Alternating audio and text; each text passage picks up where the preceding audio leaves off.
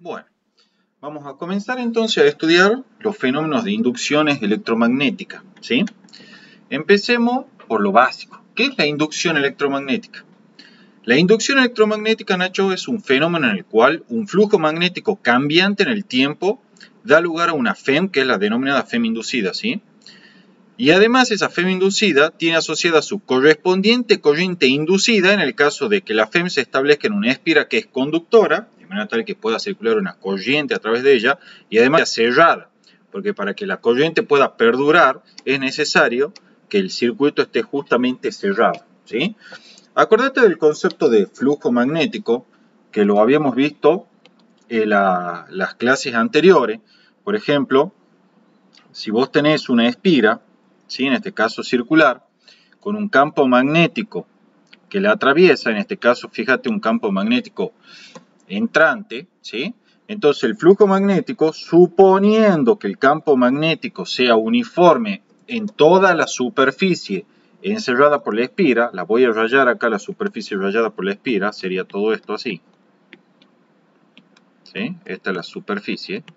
Entonces el flujo magnético a través de la superficie esa encerrada por la espira, por definición es B escalar de A, y como te decía, suponiendo que el mismo sea uniforme, y además bajo la hipótesis de que la superficie considerada es plana, entonces esto se calcula directamente como B escalar área, donde el vector área era un vector perpendicular a la superficie, ¿sí? Y que en el caso que la superficie sea abierta como esta, podía tener cualquier orientación, es decir, entrar hacia la pantalla o salir de la pantalla.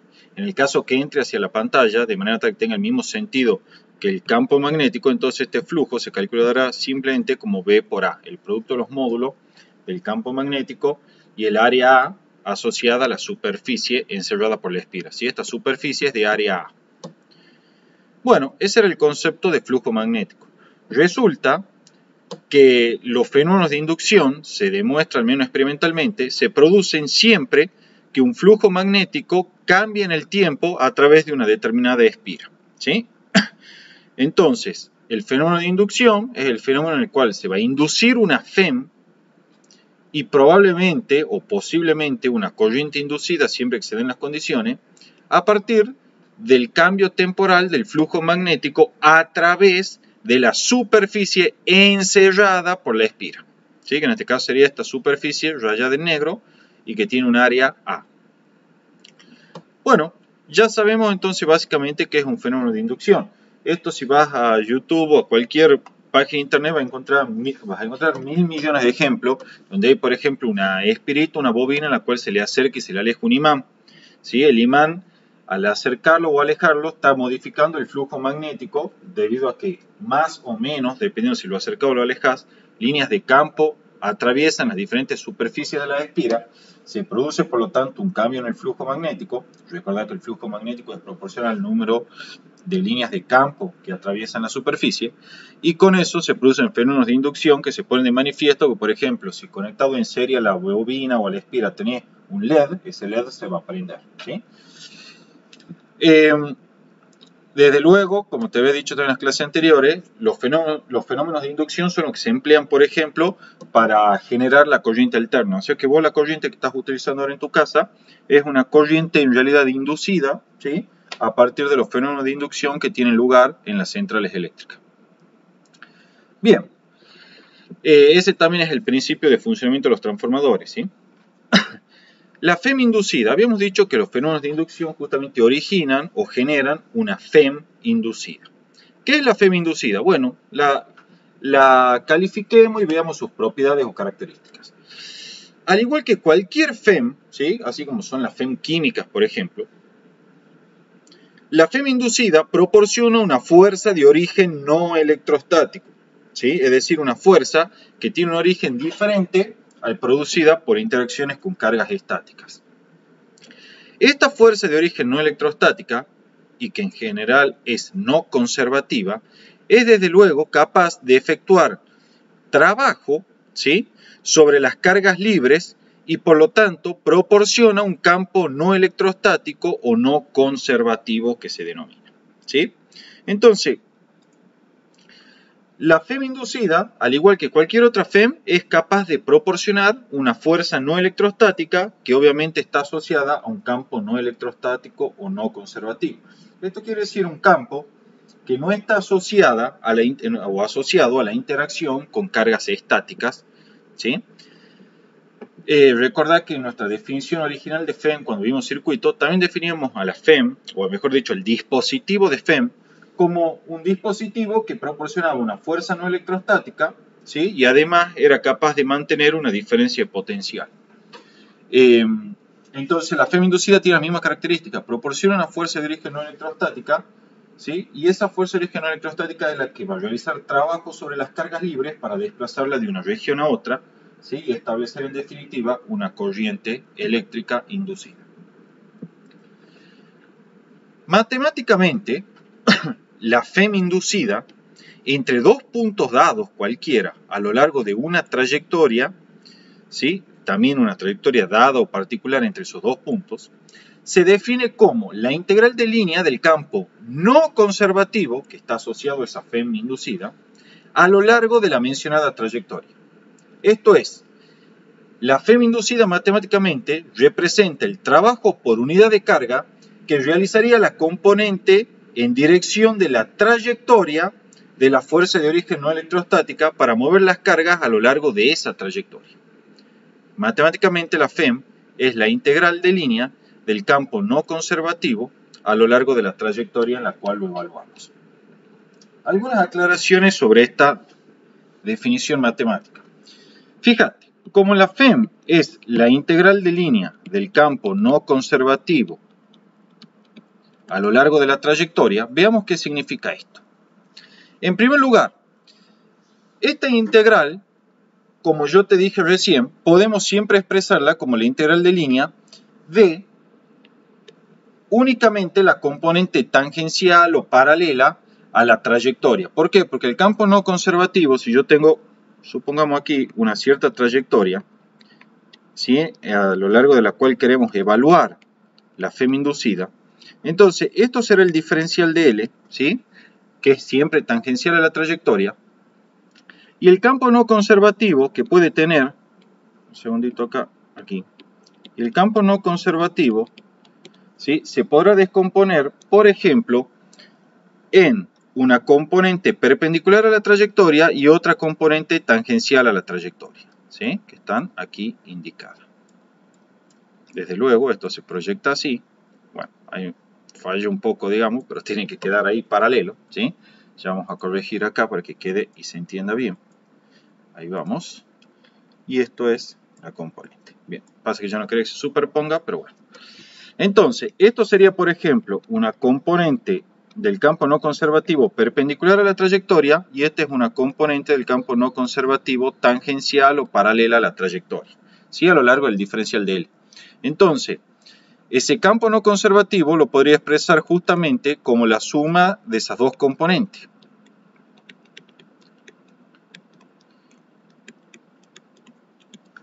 Por la propiedad de linealidad de las integrales de línea, esto se puede escribir o desglosar en términos de dos integrales de línea. Una es la componente perpendicular a la trayectoria escalar de L y la otra será la componente paralela a la trayectoria escalar diferencial de L. ¿Qué es lo que importa de acá? Estas componentes, o sea el diferencial de L y la componente perpendicular a la trayectoria, son justamente perpendiculares en todo punto.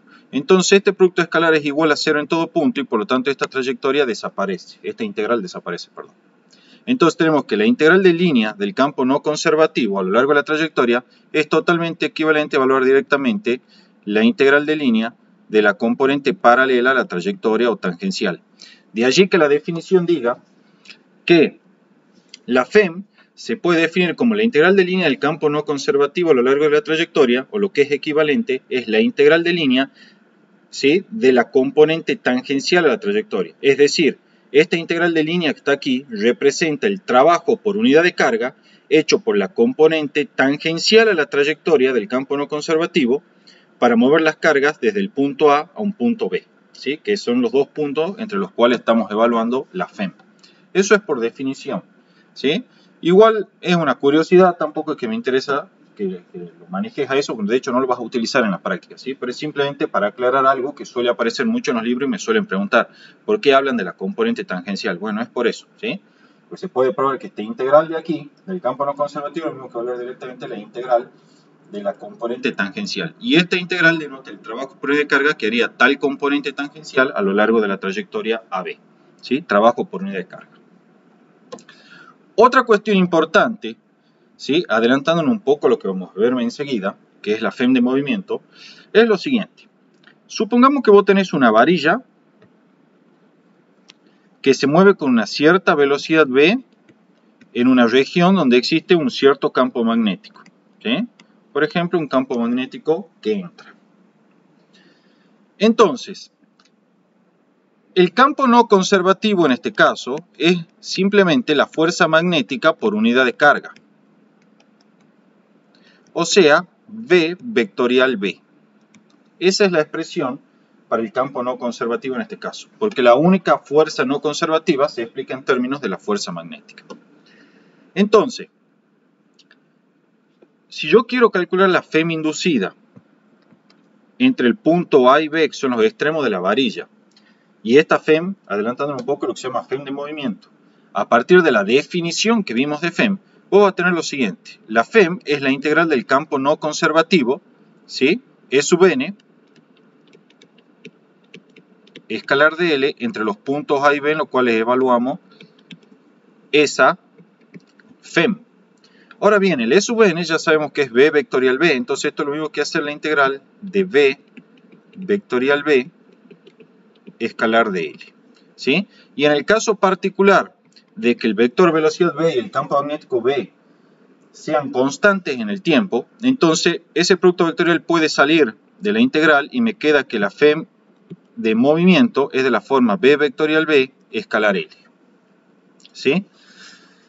Y esta es una expresión obtenida general para la FEM inducida en un conductor que se mueve en un cierto campo magnético con una velocidad constante y siempre que ese campo magnético sea uniforme. Sin embargo, ¿qué es lo que quiero enfatizar acá? En la definición de FEM, cuando evaluamos la trayectoria de integración, es la trayectoria que va desde el punto A al punto B, es decir, esta trayectoria así. Vamos a ponerle ahí unas flechitas para que quede claro que es esa trayectoria. De manera tal que los desplazamientos infinitesimales que consideramos son así. Un segundito, vamos a cambiar ahí. Es decir, la FEM inducida, en su definición, solamente, repito, solamente computa el trabajo realizado por unidad de carga para llevar las cargas desde el punto A al punto B, sin incluir para nada el trabajo adicional hecho por ese campo no conservativo conforme la varilla se mueve en la dirección indicada por el vector velocidad B. O sea, a la hora de aplicar esta expresión que es la definición de FEM, consideramos una foto, una instantánea de la varilla, ¿sí? Como si estuviese instantáneamente en reposo, aunque en realidad no lo está porque se mueve con un vector velocidad B, y evaluamos la integral de línea entre el punto A y B, considerando solamente los vectores de desplazamiento de L como aparecen acá en la figura. O sea, la FEM de movimiento, así como la tenemos aplicada a la definición de la integral de línea, no incluye, repito, no incluye el trabajo asociado al desplazamiento propiamente dicho de la varilla, que tendría una componente de desplazamiento así, debido al vector velocidad que tiene o que presenta, ¿sí?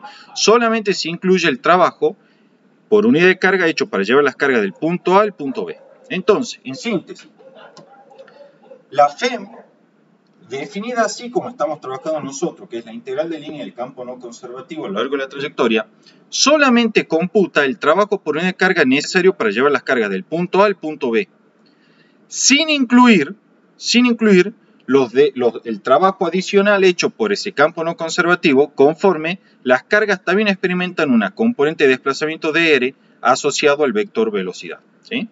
Es como te dije recién, como si sacásemos una foto, una instantánea, en la cual la varilla está en reposo, aunque en realidad no lo está, y solamente incluimos los desplazamientos de L, sin incluir así el trabajo asociado al desplazamiento dr en la dirección del vector velocidad que experimentan las cargas conforme la varilla se va moviendo con esa velocidad v. ¿Sí? Eso es importante. ¿Qué pasaría si acaso yo incluyo ese trabajo? Es decir, el trabajo asociado también al desplazamiento dr, que es el desplazamiento correspondiente al vector velocidad con el que se mueve la varilla. Bueno, como vos ya sabés, la fuerza magnética es incapaz de realizar trabajo, porque opera siempre perpendicular al vector velocidad instantánea de las cargas. Entonces, si yo incluyera en la definición de FEM el trabajo también asociado a este desplazamiento dr, el trabajo total hecho por la fuerza magnética sería cero. ¿Sí? Pues la fuerza magnética no puede hacer trabajo y por lo tanto la FEM me quedaría cero. Eso no es así. Lo que se hace entonces es incluir únicamente el trabajo asociado al desplazamiento de las cargas del punto A al punto B, como si acaso la varilla estuviese momentáneamente en reposo, y así no computamos el trabajo hecho por la fuerza magnética o el campo no conservativo conforme la varilla se desplaza en la dirección indicada por el vector de velocidad v. ¿Sí? Eso simplemente como curiosidad, ¿sí? No lo vas a utilizar tampoco en la práctica. En la práctica, si quieres resolver una FEM inducida, vas a aplicar directamente esta ecuación y punto. ¿Sí? Pero sí quiero que quede claro el concepto. ¿Tenés alguna duda hasta acá, Ignacio? No, está todo bien. Bien. Acá salió un poquito borroso, pero de cualquier manera dice que si la FEM se evalúa en una trayectoria cerrada, entonces la FEM se calcula como la circulación del campo no conservativo o no electrostático a lo largo de esa trayectoria C. ¿Sí? Acá está indicado el circulito ese, en el símbolo de integración indica trayectoria cerrada. Desde luego, las unidades en sistema internacional de la FEM son el volt. El volt ya sabes que es un joule por coulomb, de allí que la FEM represente el trabajo por unidad de carga realizada. ¿Sí?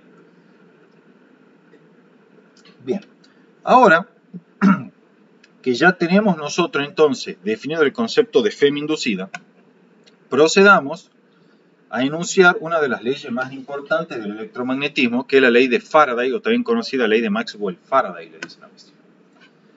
La ley de Faraday dice lo siguiente: la FEM inducida en cualquier espira es igual al opuesto de la tasa de cambio temporal e instantánea del flujo magnético a través de la superficie encerrada por dicha espira. Es decir, matemáticamente la FEM es el negativo de la derivada del flujo magnético respecto al tiempo, donde el flujo magnético es el flujo magnético total, esto es, el flujo magnético asociado al campo magnético total a través de la espira.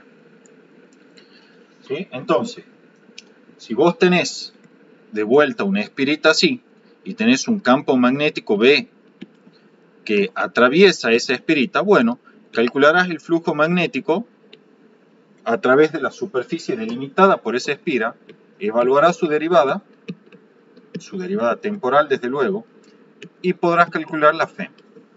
La FEM inducida es el opuesto de la derivada del flujo magnético respecto al tiempo, donde el flujo magnético se calcula a través de la superficie delimitada por la trayectoria, ¿sí? por la espira en este caso.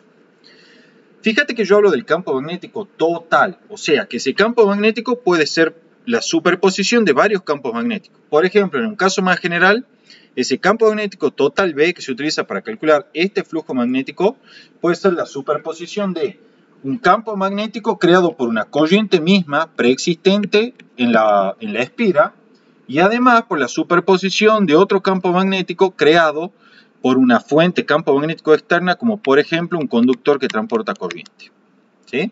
O sea, este campo magnético que aparece aquí en la ley de Faraday es el flujo magnético que aparece en la ley de Faraday es un flujo magnético asociado a un campo magnético total.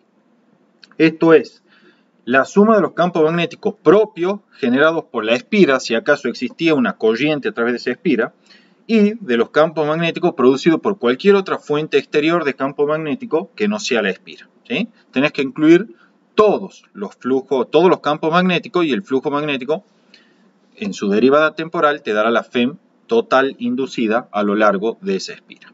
¿Sí? ¿Está claro, Nacho? Sí, o sea, si hay un campo magnético fuera de la espira, no lo considero. No, al contrario.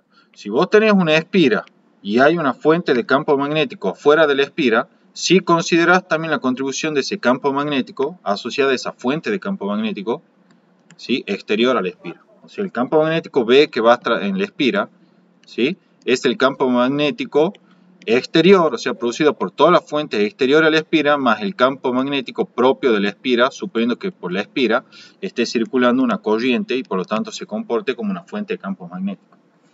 ¿Sí? Bien, sí. Entonces el flujo magnético será la integral a lo largo de la superficie esta delimitada por la espira de el campo magnético exterior más el campo magnético propio producido por la espira. Escalar diferencial de área, ¿sí?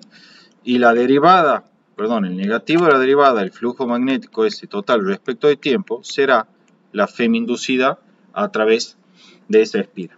Adelantándonos un poco a lo que vamos a ver en las próximas clases, esa FEM tendría dos componentes. Una es la FEM autoinducida por la espira, que es la FEM asociada o inducida asociada al flujo magnético propio creado por la misma bobina, más una segunda componente que es la FEM mutuamente inducida debido al flujo magnético cambiante producido o asociado al campo magnético externo generado por una fuente de campo magnético exterior a la espira. ¿Sí?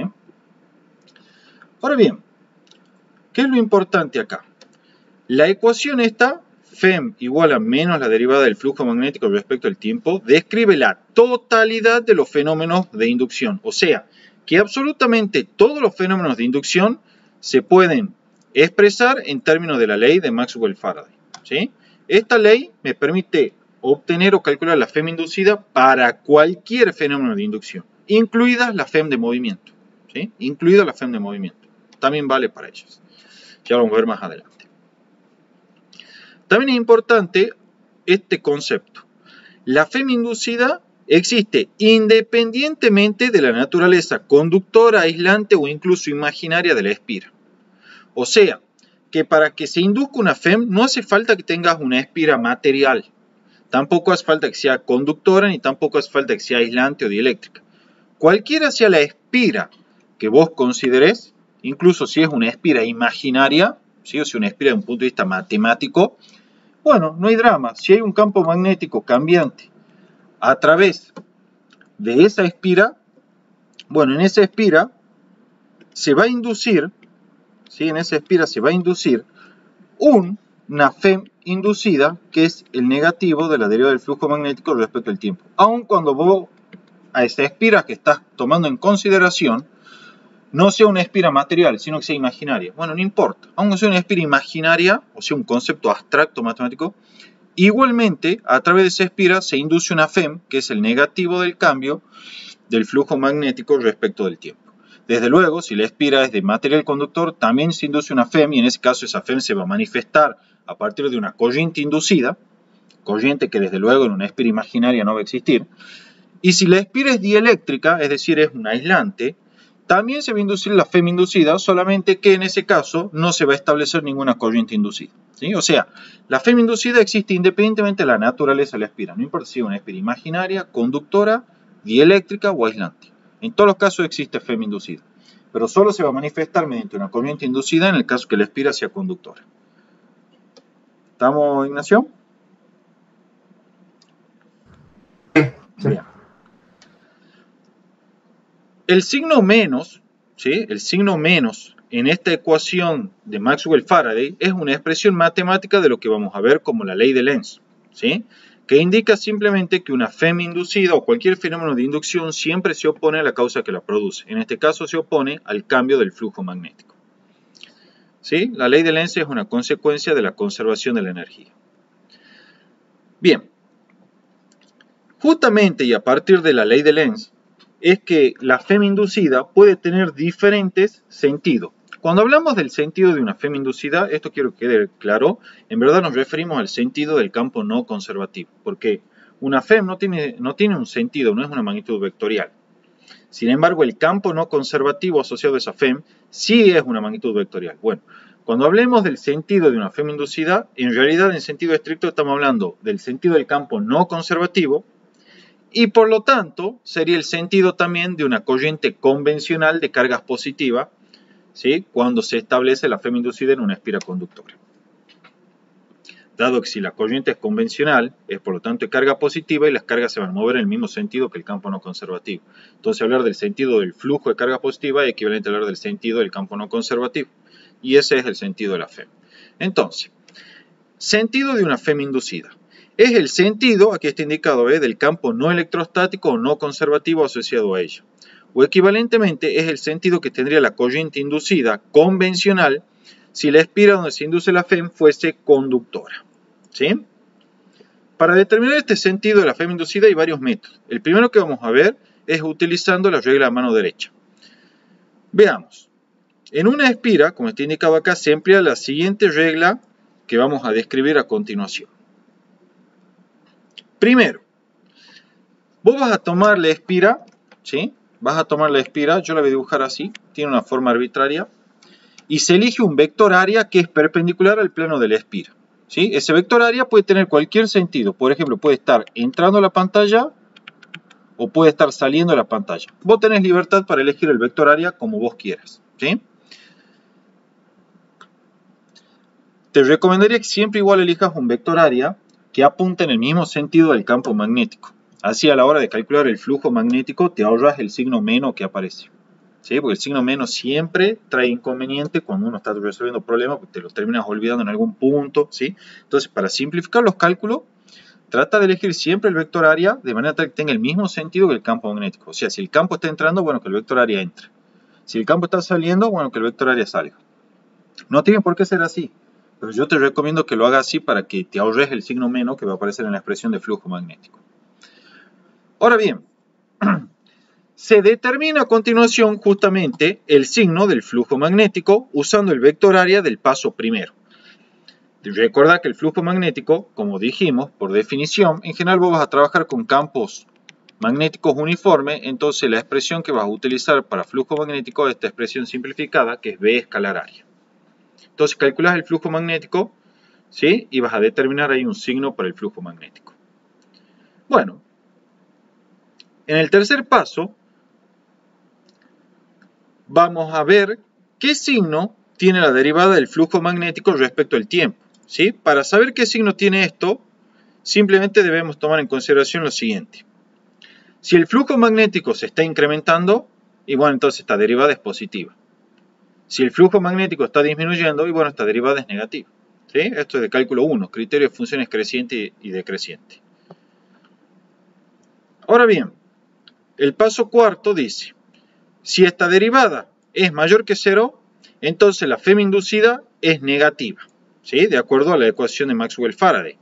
Y si en cambio esta derivada es negativa, entonces de acuerdo a la ecuación de Maxwell-Faraday, esta FEM es positiva. Pues con el signo menos se hace positiva. Entonces, el quinto paso y último me dice, se pone el pulgar de la mano derecha paralelo al vector área que habíamos elegido.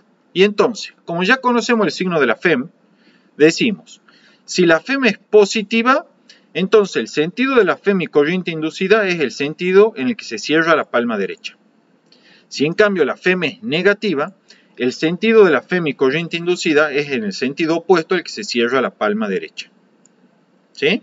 Veamos algunos ejemplos que están indicados aquí en esta figura. Aquí está el vector área y acá hay un campo magnético en azul. Fíjate que el campo magnético está creciendo. Eso quiere decir que el flujo magnético, que será igual a B por A por el coseno de phi en este caso, ¿sí? Está incrementándose. ¿Por qué? Bueno, porque el campo magnético está creciendo. Y este coseno de phi es mayor que 0 porque phi es un ángulo agudo. ¿Sí? Entonces el flujo magnético está creciendo. Como el flujo magnético está creciendo, eso quiere decir que la derivada temporal del flujo magnético respecto del tiempo es mayor que 0. ¿Sí? Entonces cuando aplique la regla de la mano derecha, calculemos la FEM, que es el negativo de esta derivada, entonces la FEM me queda menor que 0. Y cuando aplico la regla de la mano derecha, entonces la misma me dice que ponga el pulgar, como se ve aquí en la figura, paralelo al vector área y cierre la palma derecha. En este caso, como la FEM es negativa, ¿sí? O sea, primero, la palma derecha se cierra así. Pero como en este caso la FEM es negativa, La regla de los signos que vimos recién me dice que entonces la FEM tiene un sentido opuesto al dado por la regla de la mano derecha, que es el sentido indicado acá en azul, ¿sí? Como se ve. Otro ejemplo para que quede claro.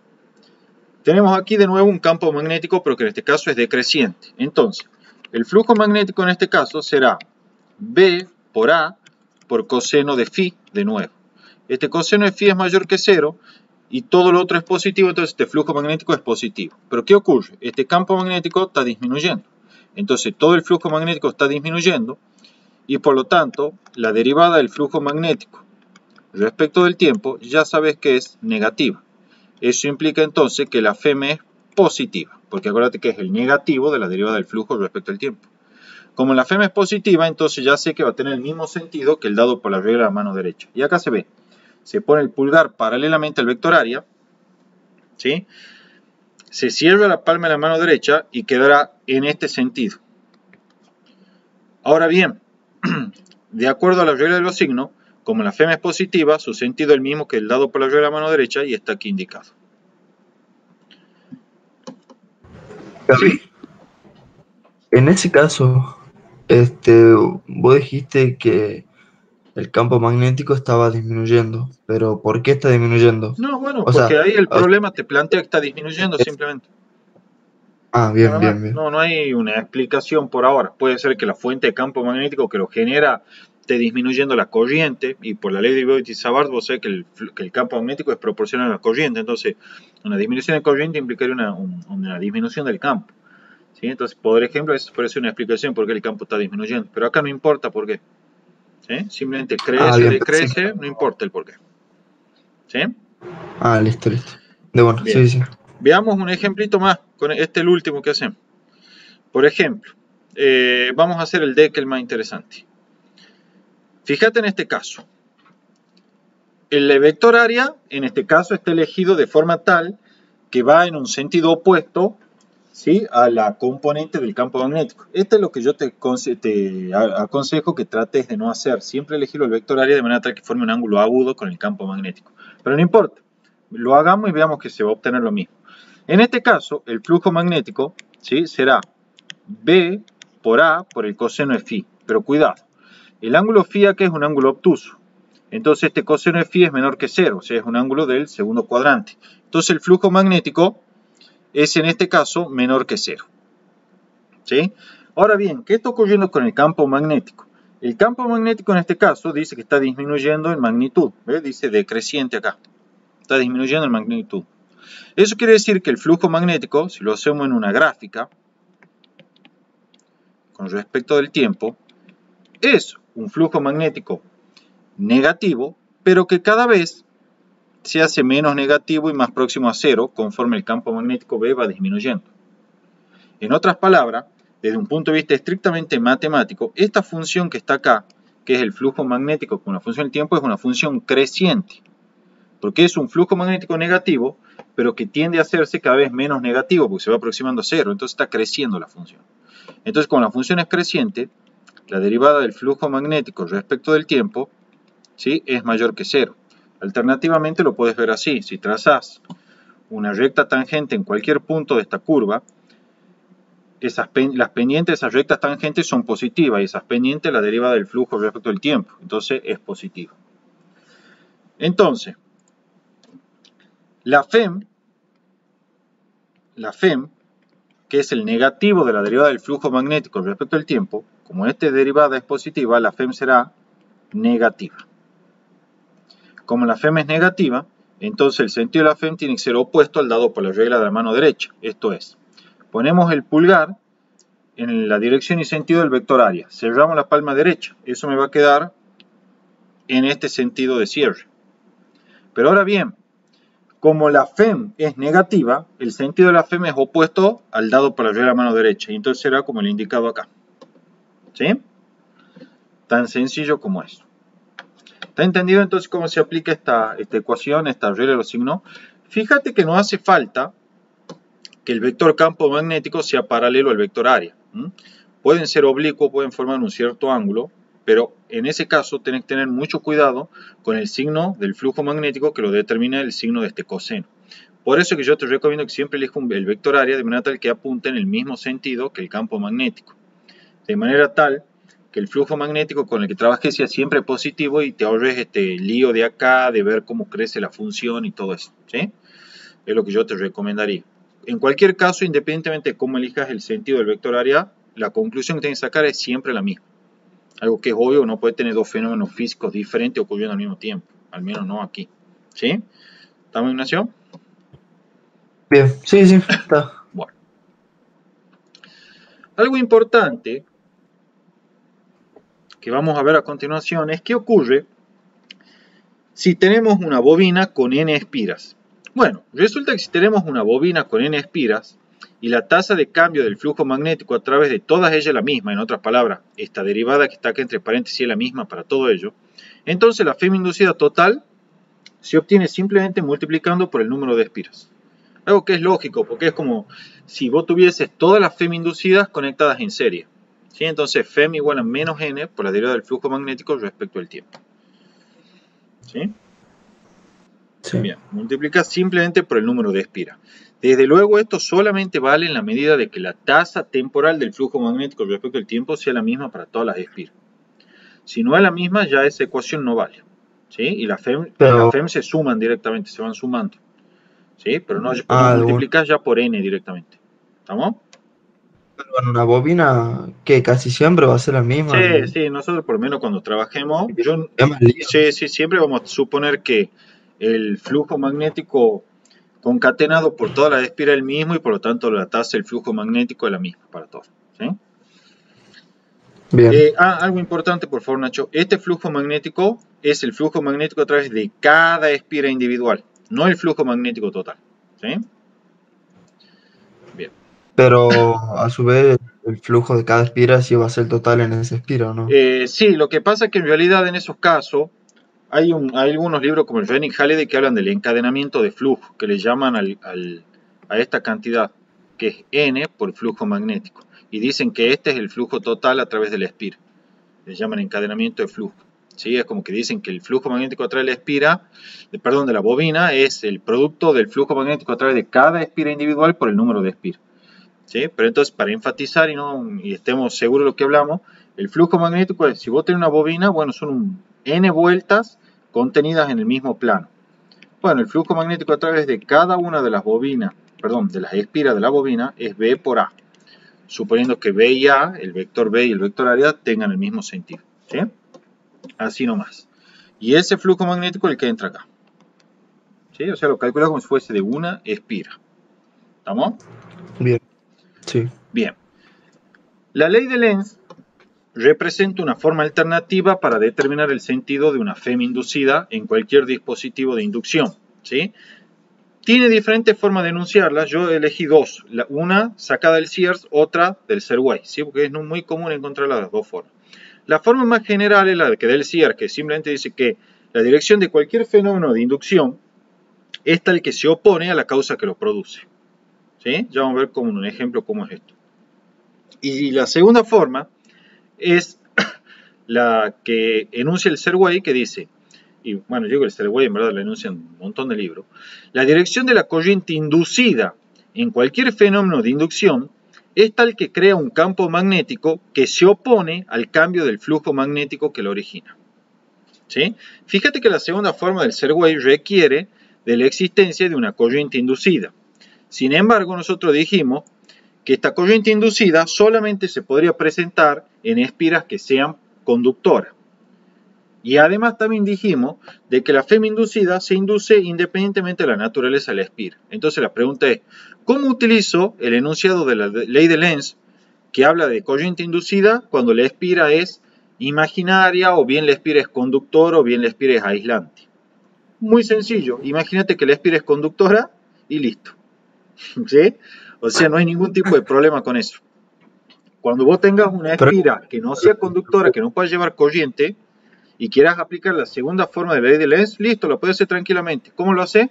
Basta con imaginar que la espira es conductora, ¿sí? Ver cómo tiene que ser el sentido de la corriente inducida para oponerse al cambio de flujo magnético, ¿sí? Y luego el sentido de esa corriente inducida será también el sentido de la FEM inducida en la espira que es imaginaria, aisladora, lo que vos quieras, ¿sí?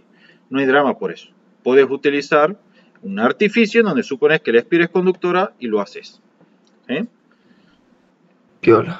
Claro, la razón en verdad es muy sencilla y es que el fenómeno de inducción, como nosotros dijimos, viene siempre representado matemáticamente como el negativo de la derivada del flujo magnético respecto al tiempo. No me interesa cómo sea la naturaleza de esa espira, porque nunca acá en esta ecuación hay mención al tipo de material del cual está construido la espira. Entonces, sin importar si la espira es conductora, aislante o imaginaria, de acuerdo a esta expresión, si yo tengo una espira, por ejemplo, de esta forma, que es imaginaria, y le calculo la FEM inducida, va a ser la misma que si esta espira la reemplazo por una idéntica, pero que sea conductora, y va a ser la misma que si la reemplazo por una idéntica, ¿sí? Que sea aisladora. En todos los casos voy a aplicar la misma ecuacioncita y vamos a obtener la misma FEM para todos los casos, ¿sí? Para todas las espiras, independientemente de la naturaleza de esa espira, imaginaria, conductora o dieléctrica.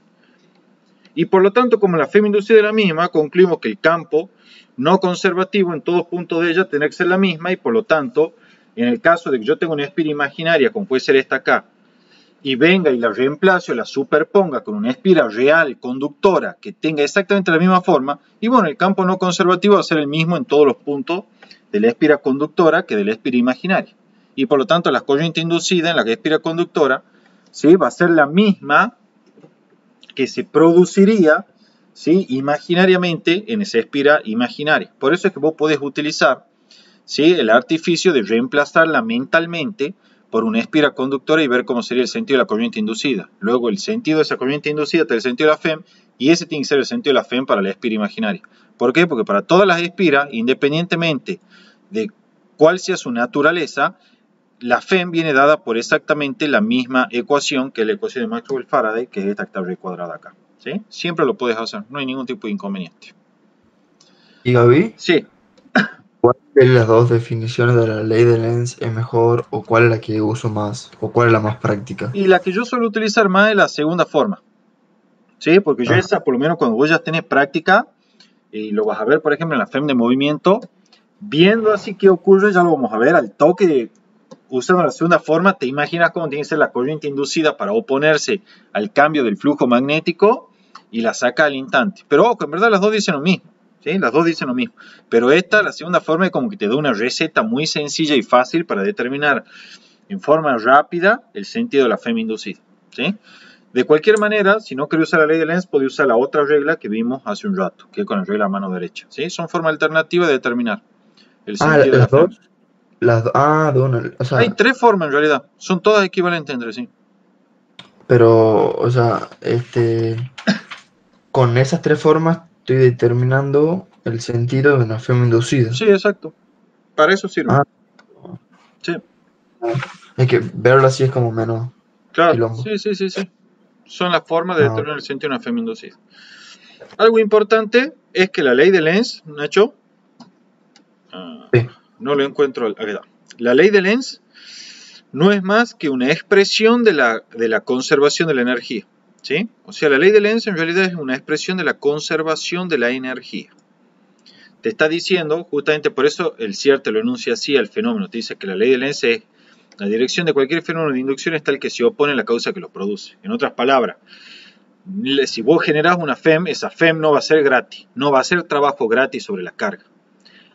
Se pierden otras Más cosas. bien, ¿qué es lo que va a ocurrir? Ese fenómeno de inducción va a ser tal que se va a oponer a la causa que lo produce. En otras palabras, si vos querés que haya un fenómeno de inducción y aparezca un campo no conservativo que ponga a mover las cargas, bueno, en general se va a requerir que desde el medio ambiente se ejecute un trabajo, ¿sí?, sobre el sistema para que eso ocurra. Entonces, te está diciendo de que... ¿Cómo? No, disculpa, termina. Sí, entonces eso lo que te está diciendo es que los fenómenos de inducción no son gratuitos. Verifican la conservación de la energía y por lo tanto, si vos querés que ocurra un fenómeno de inducción, necesitas hacer un trabajo o aportar energía de alguna forma al sistema para que ocurra dicho fenómeno de inducción. ¿Sí? Sí, bien. Pero ponerle, ¿cuál sería el trabajo que se requiere? Que sería ponerle El trabajo, yo. vos sabés de física 2, que es un mecanismo de transferencia de energía. Cuando yo digo trabajo, es simplemente que alguien tiene que estar transfiriendo la energía al sistema para que ocurra el fenómeno de inducción. ¿Sí? No importa el mecanismo mediante el cual se efectúa ese trabajo. No vamos a entrar en ese detalle. Pero el trabajo, vos sabés, de física 2, que es un mecanismo de transferencia de energía. Y por lo tanto, cuando yo digo que el sistema en el cual se presenta la inducción requiere de un trabajo hecho por el medio ambiente, estoy diciendo simplemente que necesita que el medio ambiente de alguna forma le esté transfiriendo energía de manera tal que se verifique la conservación de la energía. O sea, que la energía producida por el fenómeno de inducción no es gratis. ¿Sí? Es exactamente igual a un trabajo, o sea, una transferencia de energía que hizo el medio ambiente sobre el sistema. Por ejemplo, en un generador de corriente alterna o en un generador de corriente continua, toda la energía proporcionada por ese generador, a su vez está asociada a un trabajo que hace un motor conectado al generador que lo hace girar. ¿Sí? Entonces, nada es gratis. La ley de Lenz simplemente está diciendo eso. Bueno, acá está indicada lo que te decía recién, ¿ves? La ley de Lenz proporciona simplemente otra forma de determinar el sentido de una FEM inducida. ¿Sí? Ya vamos a ver algunos ejemplitos aquí con la FEM de movimiento sobre cómo se aplica esa ley de Lenz. ¿Sí? Esta es la FEM de movimiento, lo último que vemos hoy, y vamos a dejar campos no conservativos para la clase del martes. ¿Sí? Perdón, campos inducidos, que sí, son campos no conservativos, pero más precisamente los campos inducidos, que son producidos debido a un campo magnético variable en el tiempo a través de la superficie delimitada por una cierta espira que puede ser de cualquier carácter, imaginario, material o aislante. Bueno, la FEM de movimiento. ¿Pregunta, Gaby? Sí, sí. O sea, algo que no entendí bien cómo sería es, bueno, capaz que te tenía que haber preguntado antes, pero Sí, me acuerdo. es un flujo magnético cambiante en el tiempo. O sea, ¿cómo será que cambia en el tiempo? Claro, porque vos sabés que el flujo magnético, está muy buena la pregunta, porque yo me salté esto, está perfecto. Supongamos la expresión sencilla del flujo magnético como B por A. En el caso particular que el área sea plana y el campo magnético y el vector área tengan el mismo sentido. ¿Cómo se produce el cambio temporal del flujo magnético? Tiene dos formas. Una es modificando el campo magnético, ya sea incrementándolo o disminuyéndolo, de manera tal que este producto se vaya modificando en el tiempo y sea distinto de constante. U otra forma sería agarrando el módulo del área, es decir, el área encerrada por la espira, y modificándola, incrementándola o disminuyéndola. Cualquiera de esas dos maneras te da origen a un flujo magnético cambiante en el tiempo y por lo tanto son modos de inducir una FEM en una espira. ¿Cómo se puede producir el primero? Fácil, supongo que vos tenés acá, vamos a dibujar así, la espira. Y entonces yo el campo magnético que la atraviesa lo genero mediante electroimanes. Bueno, si yo voy modificando la corriente a través del electroimán, voy modificando este campo magnético en el tiempo. Por lo tanto, el flujo magnético, que es igual a ese campo magnético en el tiempo por el área, se va a ir modificando, va a ser distinto de constante. Otra forma de modificar el flujo magnético es la siguiente. Supongamos que el campo magnético permanezca constante, no lo modifiquemos en el tiempo. Pero en cambio, agarremos esta espira, que la supongamos que es conductora, o no importa en realidad, pero supongamos que sea conductora, y le conectamos un LED aquí en serie, ¿sí? Perdón. ¿Sí? Conectamos un LED ahí en serie. Gaby, Sí. si me pego una trabada más o menos, ¿me escuchás? Sí, sí, te escucho. Porque capaz que estaba mal.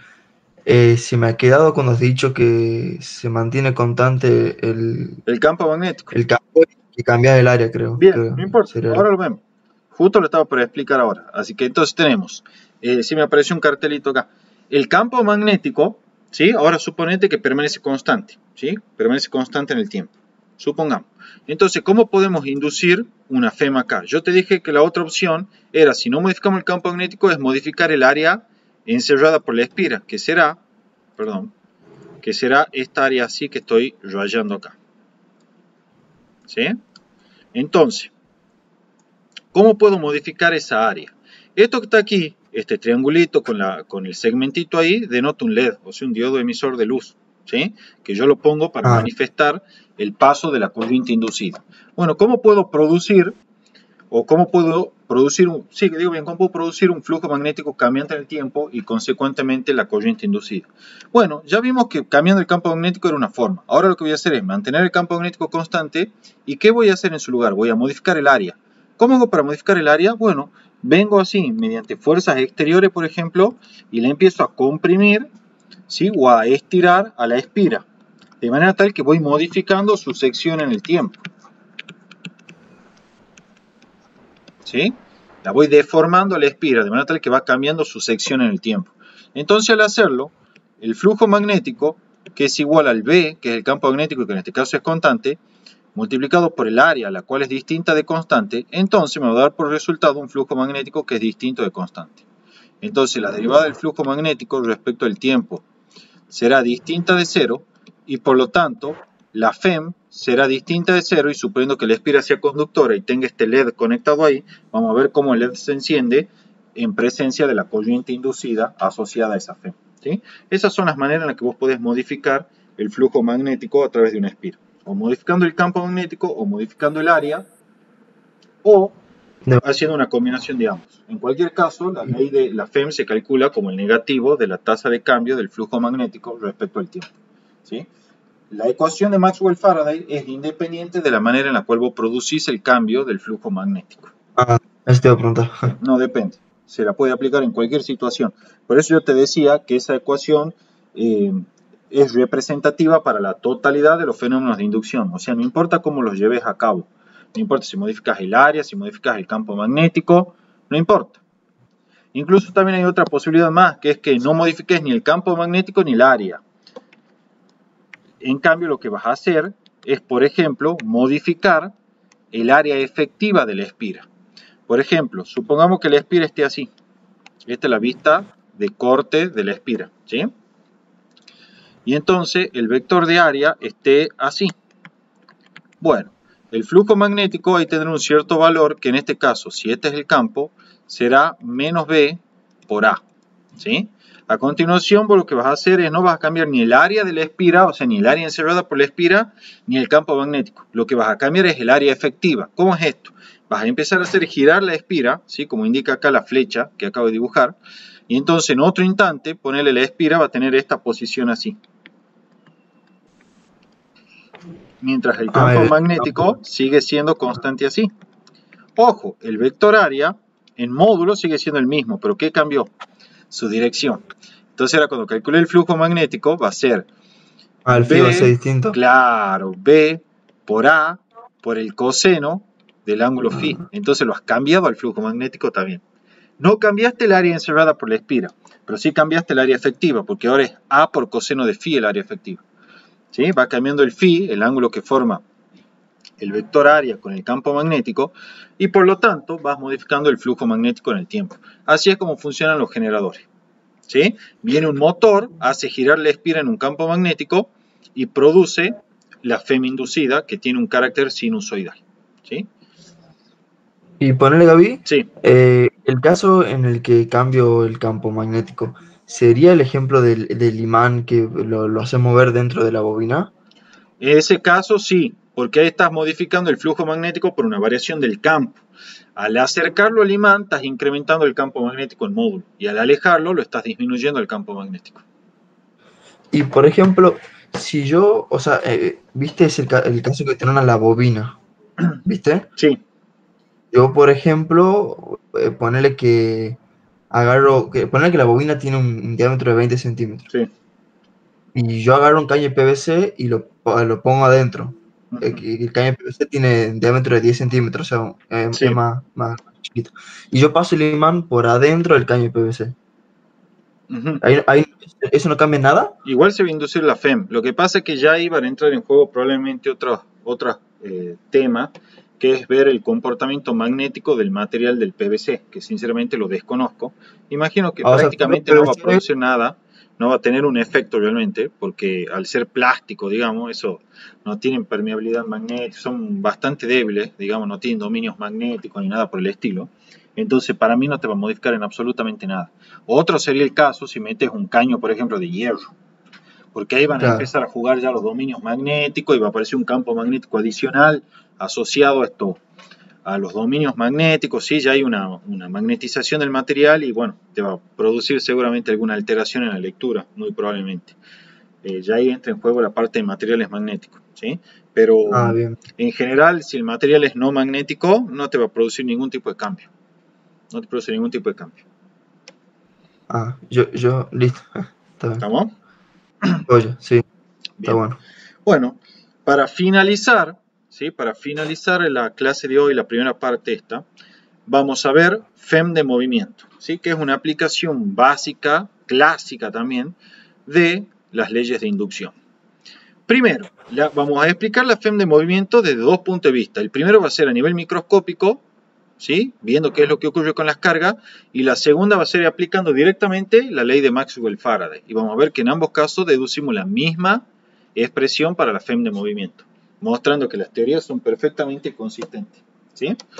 Vamos con la primera de ellas. Primera explicación a nivel microscópico de qué es lo que ocurre con las cargas eléctricas. Tenemos, vamos a alejar un poquito acá para que se vea. Sea un conductor recto que se mueve con velocidad v respecto de un campo magnético B perpendicular al plano del movimiento. O sea, en criollo, acá tenemos la varilla, ¿sí? Acá tenemos el vector velocidad V hacia la derecha y un campo magnético indicado en rojo que es entrante a la pantalla. Aquí está la referencia, las crucecitas representan un campo magnético B uniforme que entra hacia la página, ¿sí? Y además tenemos, fíjate, como el conductor, este es justamente conductor, tiene cargas libres para moverse. Entonces la carga Q es una carga libre, ¿sí? En los metales en realidad son electrones, pero yo la consideré positivo acá para simplificar el cálculo. En verdad tampoco que se complica mucho, ¿sí? Si la considera negativa, simplemente se cambian los sentidos de la fuerza, pero bueno, ¿sí? Entonces, ¿qué es lo que tenemos? Sobre este conductor, ¿sí? Se va a establecer una FEM conforme se mueva. ¿Por qué? ¿O cómo se explica esta FEM? Veamos la explicación a nivel microscópico.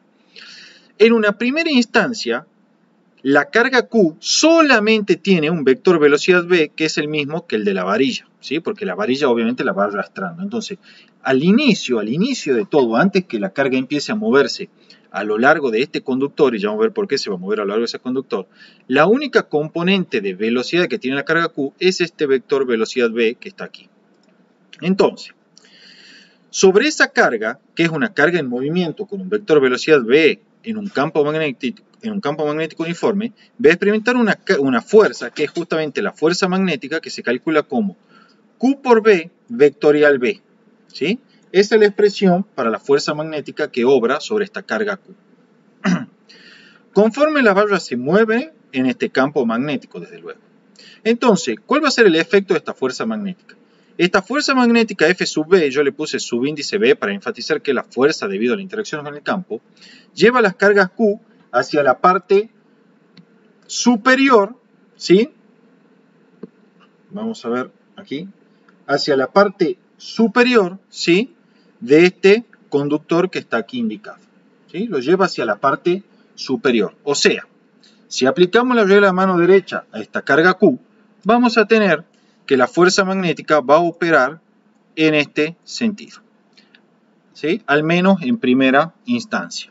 Esta va a ser la fuerza magnética. Y digo en primera instancia, ¿por qué? Porque en el momento que empiece a actuar esta fuerza magnética sobre la carga Q, obviamente estas cargas van a empezar a acelerar también hacia arriba y van a adquirir una cierta componente de velocidad V hacia arriba, que va a ser una velocidad paralela al conductor, ¿sí?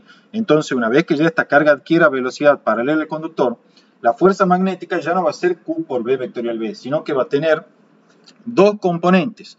Una fuerza magnética va a estar asociada a este vector velocidad y la otra fuerza magnética a este vector velocidad paralela. ¿Por qué?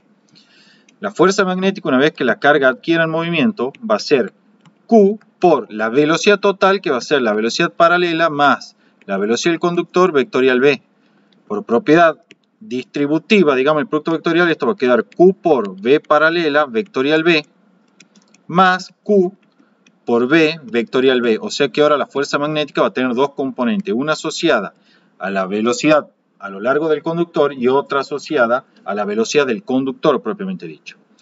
Pero sin embargo, nosotros sabemos que para computar la FEM, la única fuerza que vamos a utilizar, ¿sí? Va a ser la fuerza F sub B a lo largo del conductor. ¿Por qué?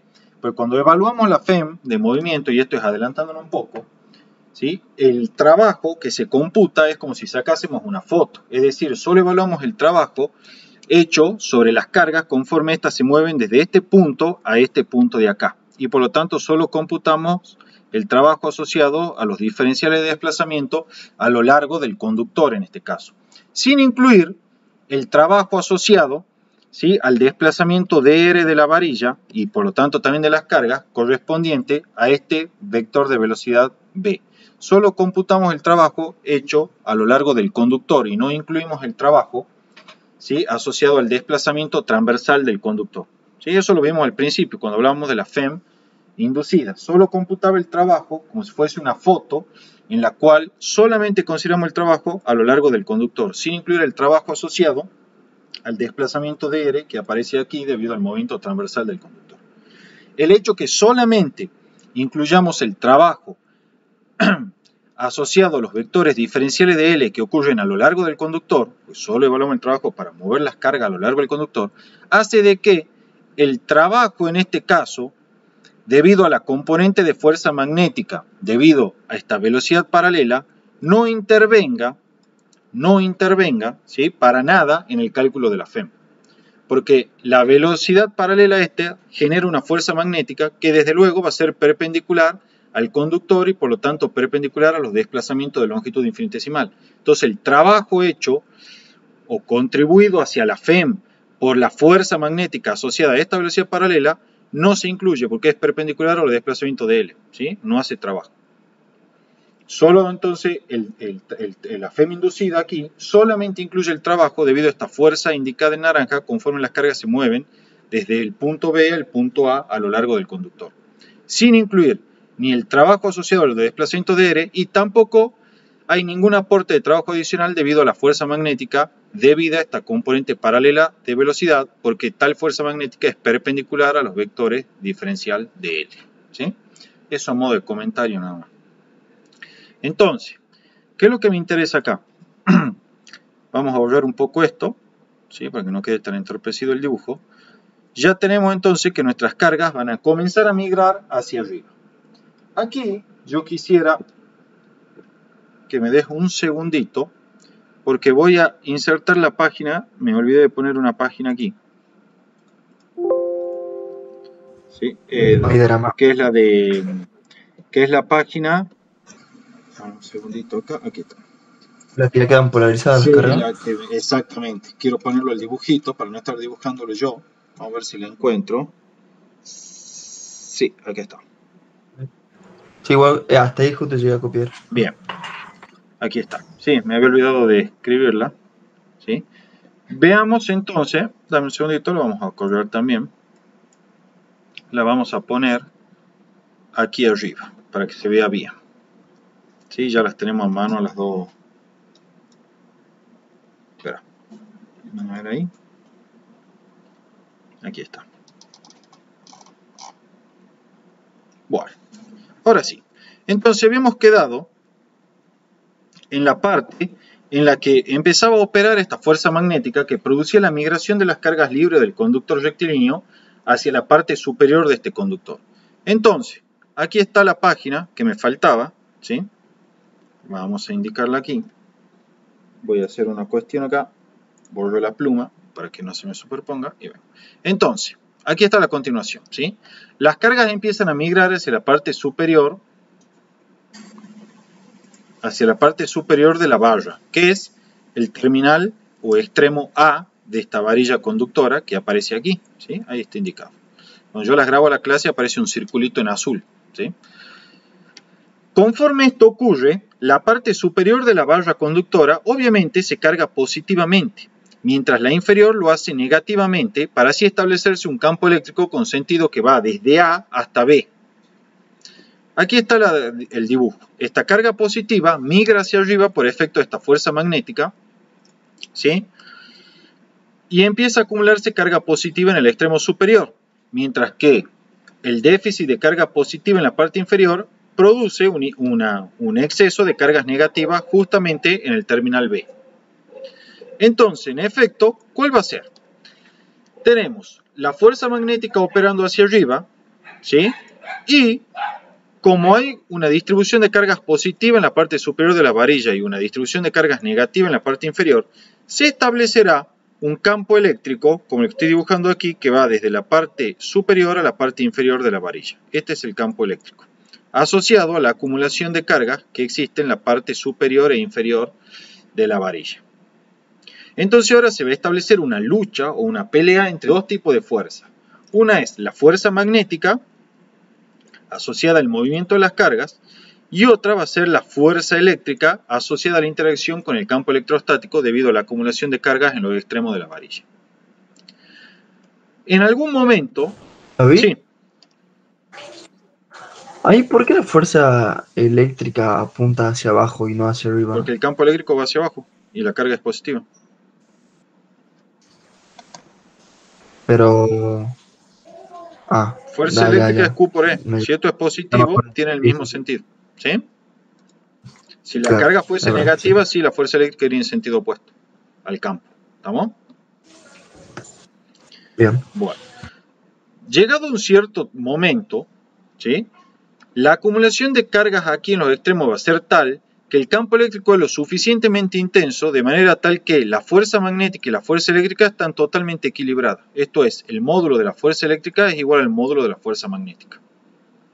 Entonces vamos a tener que Q por E es igual a Q por B y por B por seno de 90. ¿Sí? Son las expresiones en módulo. Las cargas Q se simplificarán.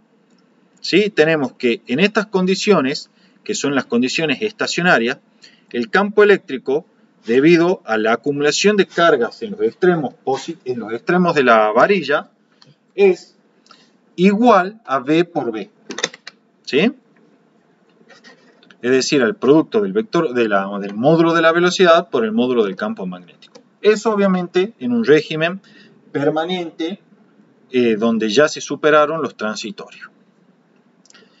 Bueno, cuando esto ocurre, es decir, cuando el módulo de la fuerza eléctrica y de la fuerza magnética son idénticos, ¿sí? Las cargas libres están en equilibrio.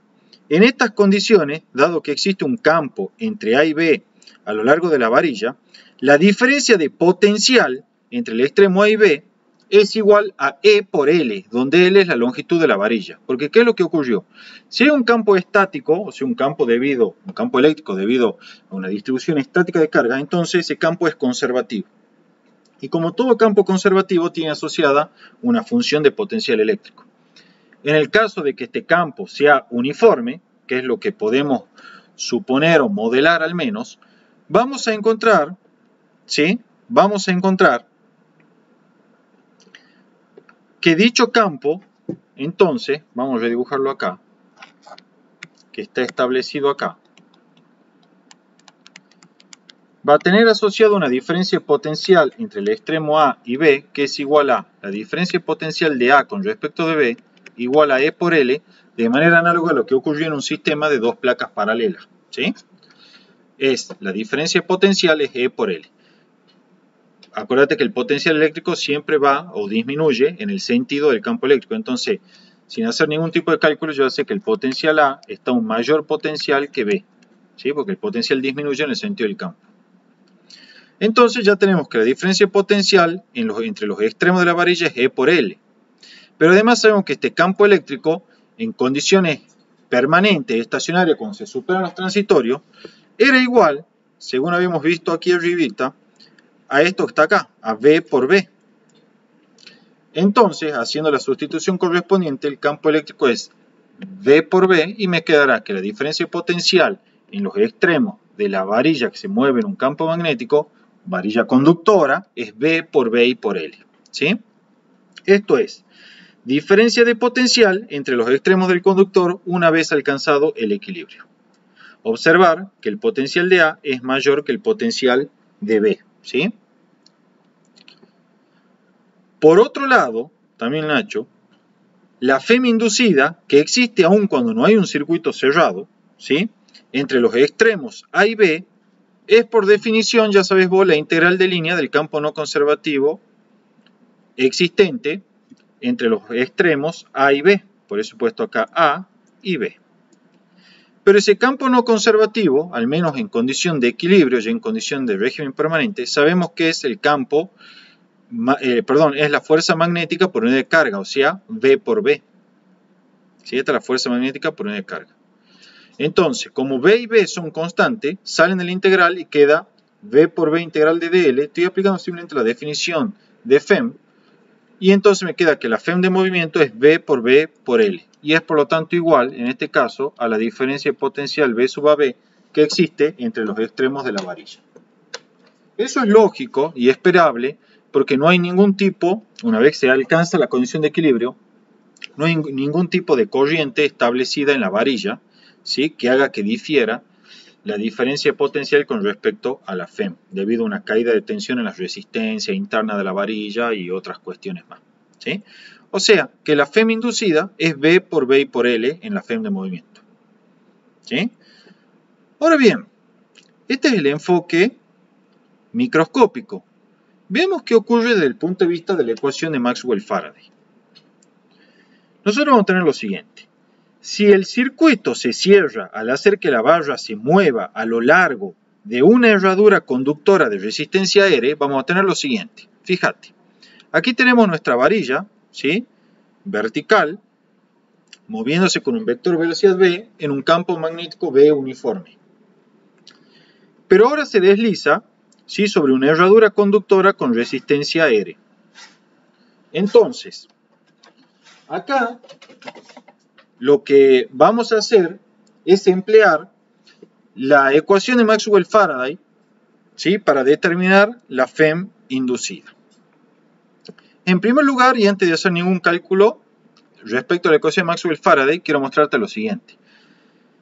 Cuando lo cerremos al circuito, inicialmente yo te decía, cuando la varilla se movía sola no había ninguna corriente, porque el circuito no se cerraba. Cuando ahora hacemos que se mueva a lo largo de esta herradura, ¿sí?, de esta herradura, entonces ya el circuito se cierra a través de esta trayectoria que estoy indicando acá y se establece, por tanto, una corriente, ¿sí? Esa corriente I tiene el sentido aquí indicado. La forma es fácil. Yo sé que este extremo estaba a un mayor potencial que este extremo inferior, que es B. Por lo tanto, la corriente por la parte exterior del circuito, vamos a cambiar el color acá, que vendría a ser esta así, se tiene que mover de la zona de mayor potencial hacia la de menor potencial eléctrico. Y por lo tanto, este es el sentido de circulación de la corriente, ¿sí? Yo ya sé que ese potencial es mayor, el de A, que el de B. Desde luego, el sentido de esa corriente, que es una corriente inducida, se puede determinar utilizando la ley de Lenz y lo vamos a ver enseguida. Fijémonos algo más. Como ya hay una corriente, y yo sé que la parte de la herradura tiene una resistencia R, entonces la corriente allí a través de este circuito va a ser la FEM sobre R, donde la FEM es V por B y por L dividido en R. Esta va a ser la corriente a través de este circuito cerrado por la herradura, ¿sí? Una observación importante acá. Sí, pregúntame, Nacho. No, digo que todo bien. Buenísimo. Dentro de la varilla, las cargas se mueven en contra del campo eléctrico E, ¿sí?, que es el campo eléctrico conservativo. No lo confundas con el no conservativo. El no conservativo le ponemos el subíndice N, que es justamente por no conservativo, ¿sí? Entonces vos fijate, en esta herradura que dibujamos acá, las cargas libres se mueven contra el campo eléctrico E, ¿sí?, dentro del conductor. Y es verdad, porque dentro del conductor sabemos que el campo eléctrico viene así, en este sentido, mientras que las cargas eléctricas se están moviendo hacia arriba, ¿sí? Se mueven en contra de ese campo eléctrico, ¿sí? Ahora bien, ¿por qué se mueven a costa de ese campo eléctrico? Bueno, se mueven en contra de ese campo eléctrico a costa de un trabajo realizado por la componente de la fuerza magnética, ¿sí? Mientras que a través de la herradura se mueven a favor del campo eléctrico, como yo dibujé o indiqué acá en esta trayectoria, ¿sí?, a costas del trabajo realizado por ese campo eléctrico conservativo. O sea que el comportamiento es totalmente idéntico al que si yo hubiese conectado una pila química. Es decir, dentro de la pila, que vendría a ser la varilla, las cargas se mueven en contra del campo eléctrico conservativo. Y por fuera del circuito, o sea, por fuera de la pila, perdón, no por fuera del circuito, sino por fuera de la pila, las cargas se mueven a favor del campo eléctrico conservativo. De manera tal que dentro de la pila hay una fuerza no electrostática, que en este caso es la fuerza magnética, que lleva las cargas en contra del campo electrostático. Pero una vez que esas cargas salen del conductor vertical, que es la varilla conductora, las cargas se mueven a favor del campo eléctrico conservativo, justamente a costas de un trabajo que hace este mismo, ¿sí? Volviendo las cargas al potencial más bajo, que es el potencial B, y a esperas de que venga de nuevo la fuerza magnética a levantarlas a esas cargas, ¿sí? Para que las mismas comiencen el proceso o el ciclo de vuelta. Insisto, dentro de la varilla se mueven en contra del campo eléctrico conservativo, y esto lo logran debido a la fuerza magnética que hace trabajo sobre ella, ¿sí? En verdad a una componente de la fuerza magnética, porque hay otra componente que hace otro trabajo, ¿sí? Y se mueven por fuera del circuito a costa de un trabajo hecho por el campo conservativo electrostático. Aquí está la forma general de la FEM de movimiento que vale para cualquier problema, que es la integral de B vectorial B escalar de L. Y yo te dije que en el caso particular, ya lo vamos a ver en unos problemas, que la FEM, que el vector velocidad y el vector campo magnético sean constantes, esta FEM se puede calcular como B vectorial B escalar L, ¿sí? Para cualquier varilla conductora que se mueve con velocidad constante en un campo magnético uniforme. Bien, la segunda explicación, ya hemos visto el análisis microscópico viendo qué ocurrió con las cargas. Ahora lo que vamos a hacer es explicar qué ocurre con esta FEM inducida desde el punto de vista de la ley de Faraday. Entonces para eso venimos y tenemos de nuevo nuestra varilla conductora que se mueve en esta herradura en U, ¿sí? Entonces apliquemos la ley de Faraday. La ley de Faraday dice que la FEM inducida a lo largo de esta espira, que la estoy marcando aquí en verde, la FEM inducida a lo largo de esta espira, es el negativo de la tasa de cambio del flujo magnético respecto al tiempo, donde el flujo magnético desde luego es el flujo magnético a través de esta espira. O sea, que ese flujo magnético se calcula a través del área que estoy rayando acá, que es el área delimitada por la espira. Ahora bien, como esta varilla se está moviendo con un vector velocidad v hacia la derecha, es evidente, ¿sí? Es evidente que el área encerrada o delimitada por la espira se va a ir modificando en el tiempo. Cada vez va a ser más grande en este caso. Y por lo tanto el flujo magnético se va a ir incrementando y por lo tanto se va a inducir una FEM en esta espira. Y si la espira es conductora, se va a establecer una corriente inducida. Entonces veamos. En primer lugar, el campo magnético entra. Entonces yo, para no complicarme la vida, elijo también un vector área que entre. ¿Sí? Entonces, calculemos el flujo magnético. Será B por A. Ojo con el área, que es una función del tiempo. ¿Por qué? Porque esa área, fíjate cómo se la calcula. Es el producto de L, que es la longitud de esta, ¿sí? Por la posición X en la cual se encuentra la varilla respecto al extremo izquierdo de la herradura, ¿sí? Entonces, el área es L por X. Entonces, esto es, el flujo magnético es B por L y por X. Algo importante acá, esta X es la que está variando porque la varilla se está moviendo hacia la derecha. Bueno, apliquemos la ley de Faraday. Primero vamos a calcular la derivada del flujo magnético respecto al tiempo. Esto es, la derivada del flujo magnético es la derivada de B por L y por X.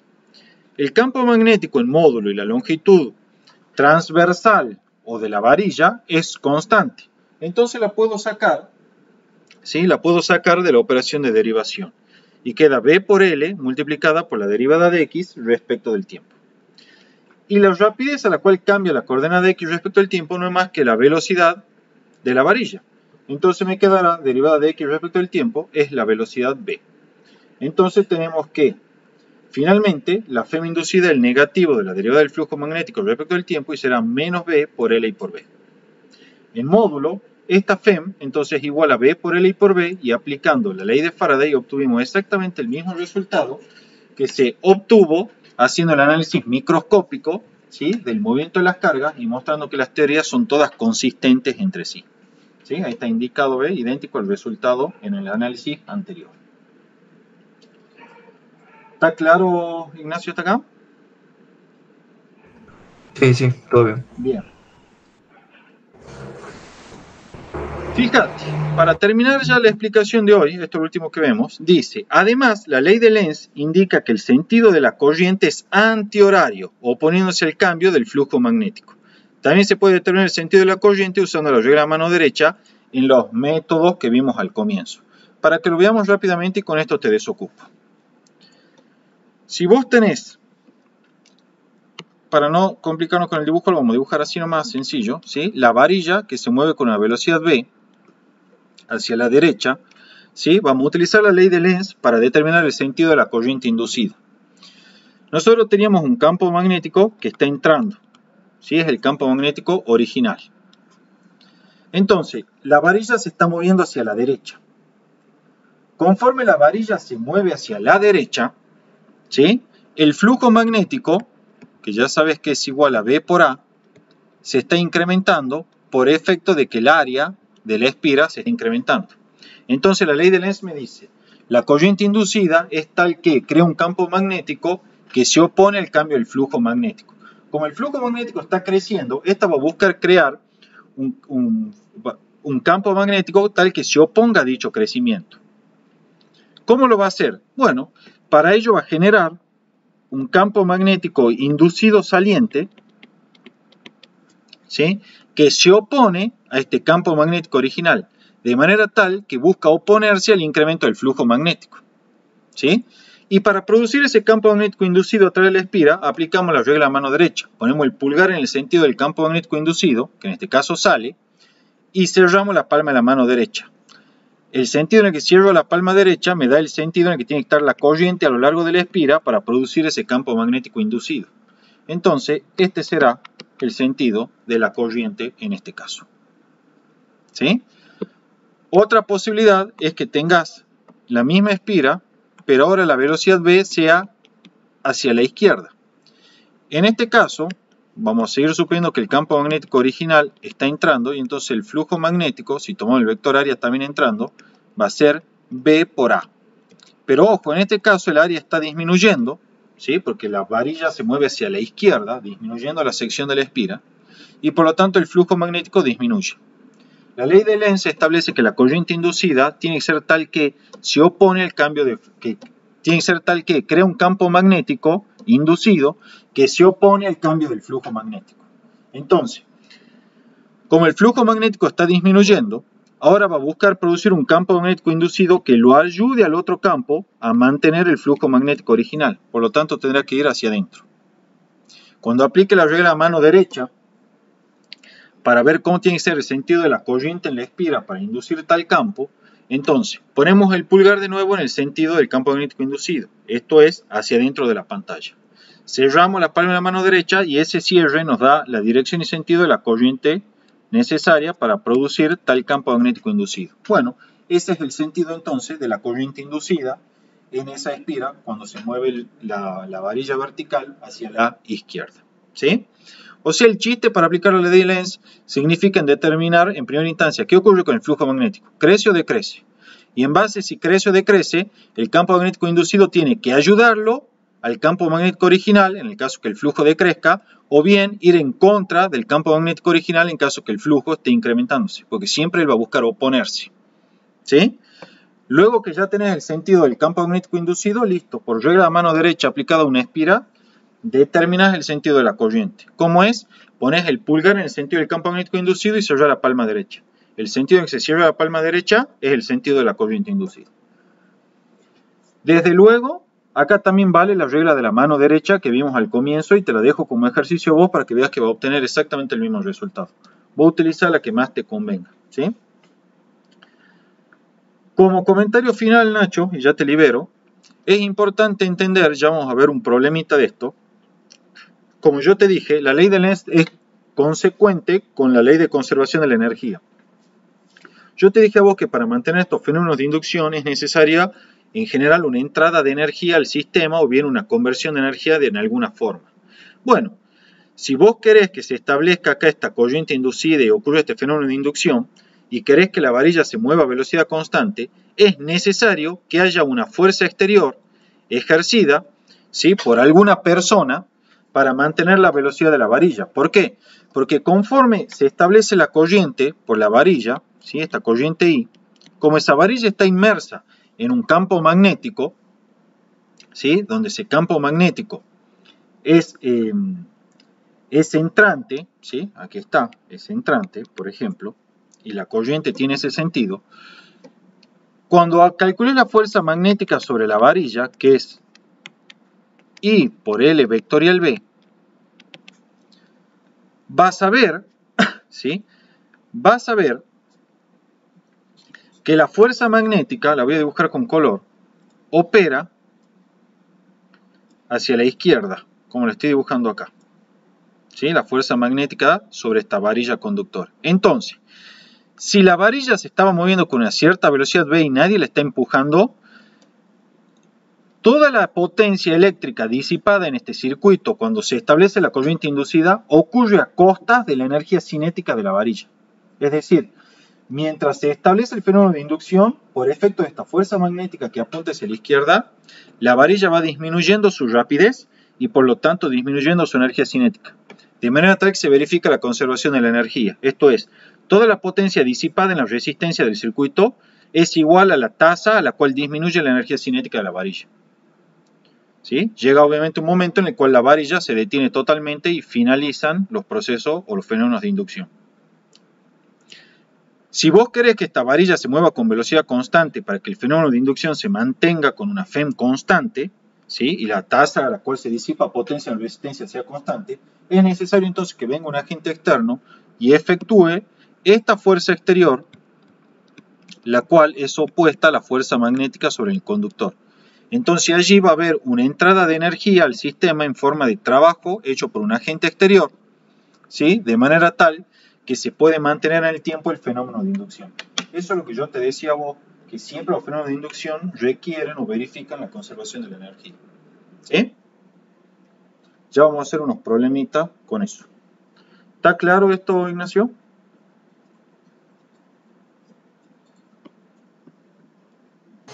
Sí, Gaby. Sí, disculpa, quería activar el micrófono hace 80 años, no se me activa. Dale, no hay drama, no hay drama. Sí, está todo Todo bien. bien. Igual ya pongan este ejercicio. Bueno, listo. Yo, entonces, ya con eso está terminada la clase de hoy. ¿Sí? Ya paro la grabación ahora y la subo para que la tengas para ver.